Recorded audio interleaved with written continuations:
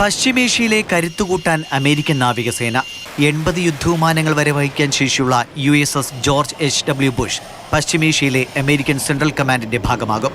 ഒപ്പം മിസൈൽ നശീകരണ യുദ്ധക്കപ്പലുകളായ USS Donald Cook, USS Mason എന്നിവയും പശ്ചിമേഷ്യയിലേക്കുള്ള യാത്രയിലാണ്. അതേസമയം ഇറാനുമായുള്ള ചർച്ചകൾ ഈ ആഴ്ച തന്നെ നടക്കുമെന്നാണ് ഡൊണാൾഡ് പ്രത്യേക ദൂതൻ സ്റ്റീവ് വിറ്റ്കോഫ് പറയുന്നത്. തങ്ങൾ മുന്നോട്ട് വച്ച 15 ഉപാധികളിൽ ഇറാന്റെ നിലപാടറിയാൻ കാക്കുകയാണ് അമേരിക്ക. ആഴ്ചകൾക്കുള്ളിൽ യുദ്ധം അവസാനിക്കുമെന്ന് അമേരിക്കൻ സ്റ്റേറ്റ് സെക്രട്ടറി മാർക്കോ റൂബിയോയും പ്രതികരിച്ചു.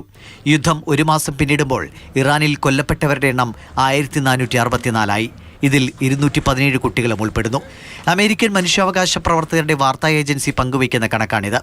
യമനിൽ നിന്ന് ഇസ്രായേലിന് നേരെ മിസൈൽ ആക്രമണം ഉണ്ടായതായി IDF ആരോപിച്ചു.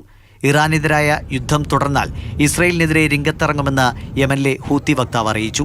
ടെഹ്റാൻ യൂണിവേഴ്സിറ്റിയിൽ വരെ ആക്രമണം നടത്തുകയാണ് ഇസ്രായേൽ. ഇറാന്റെ പ്രത്യാക്രമണത്തിൽ ഇസ്രായേലിലെ ടെൽ അവീവിൽ ഒരാൾ കൊല്ലപ്പെട്ടു. International desk, Mathrubhumi news.